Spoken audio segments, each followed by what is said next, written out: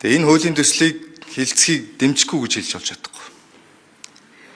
Энэ хуулийн төслийг хилцэх эрхгүй гэж хэлнэ. Монголын парламент, Монгол Улсын их хурлын гишүүд.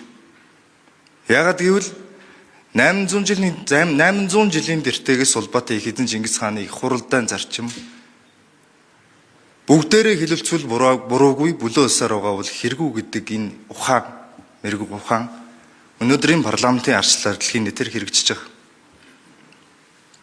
Монгол улсын үндсэн хуулиар улсын хурал бол ард түмнээс шууд их сурвалжтай буюу ард иргэдэн төлөөллөөрөө дамжуулж төрөө барьдаг. Энэ ард иргэдээс төрийг нь булааж авах гэж байгаа энэ үйлдэлийг хилэлт батлах нь битгий хэл хилэлцэх нь өөрөө нүгэл гэж би үзэж байгаа. Нүгэл. Хувь зайны эрх, тийм эрх биднэрт байхгүй. Монголын парламент өнөөдөр биднээр эхлэегүй. Монголын парламент өнөөдөр биднээр дуусгах гээгүй. Цаашаа 100 жил үргэлжилнэ. Мянган жил үргэлжилнэ. Өнөөдөр энэ их хурлын гишүүд зөвхөн энэ 4 жилийн эдлээд яваад өгөх хонцны сэтгэлээр хандах эрх байхгүй. Дараагийн парламентын гишүүдтэй бид нар бүрэн бүтэн парламентыг бүрэн бүтэн үндсэн хуулийн засаглалыг хүлээлгэж өгөх үүрэгтэй.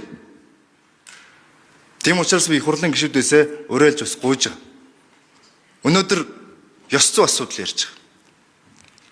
Олон нийт ёс зүй шаардж байна гинэ. Олон нийт авилга хулгайчтайгаа хариуцлага тооцох шаардж байгаа.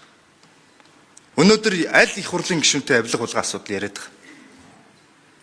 Энэ сайд нар чинь 100 саяын Америк долларын хулгай асуудал одоо хүртэл яриад байгаа шүү дээ. Нэгээрээ бие нэгэ сайд нар.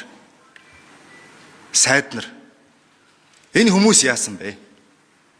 Монгол улсад энэ хуульд хэрэгжүүлдэг, сахиулдаг, мөрддөг энэ албад нь хайцсан бэ? Яагаад сайд нар хэрэг яриад байгаа юм бэ?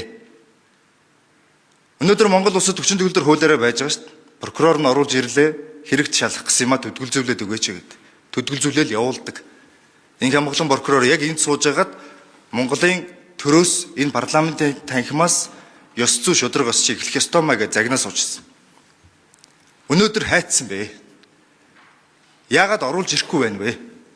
Оруулж ирэхгүй хэрэг нь олдохгүй бол хүнийг нь гаргаж ирж хагаад энэ таалагдахгүй байна. Энэний хэлсэн үг таалагдахгүй байна. Энэ чуулгандаа орж ирэхгүй байна гэж хэлээд ард түмнөөс мандат аваа сонгогдоод ороод ирсэн хүний парламентын танхимаас хөөж гарах хуулийг хэдүүлээ батлахгүй болохгүй гэдээ яриа сууж байгаа юм. Тэгэхээр харамсалтай гэж хэлэхээс илүү харамсалтай байна. Одоо байгаа хуулийг хэрэгжүүлээд хууль сахиулаад хуулийг нь мөрдүүлээд явах бүрэн боломж байх. Заавал шинэ зүйл гаргаж ирж, шинэ хууль гаргаж ирж өш онцонгоо авдаг энэ одоо юу болж байгаа юм бэ? Хэдхэн хүн зориулаад, хэдхэн хүнийг энэ парламентын танхимаас ямар нэгэн шалтгаанаар хөөж гаргахын тулд хууль өргөн бариад тэрийг нь хилцээ сууж ин гэдэг үнэхээр гутамжтай санагдчих. Дэндүү өндөр төлбөртэй зодооныг Монгол ардын намынхан хийж ноёноос авахуулаад. Дэндүү өндөр төлбөртэй. Энэ төлбөрийг дараагийн үеийн парламентын гишүүд төлж дийлэхгүй шүү. Монгол улс төлж дийлэхгүй шүү. Монгол улсын тусгаар тогтнол энэ төлбөрийг чинь төлж дийлэхгүй шүү. Тэм учраас өнөөдөр санал өгөх гишүүдийг манай Монголын ард түмэн харж аваа түүхэнд бичиж үлдээх хэрэгтэй.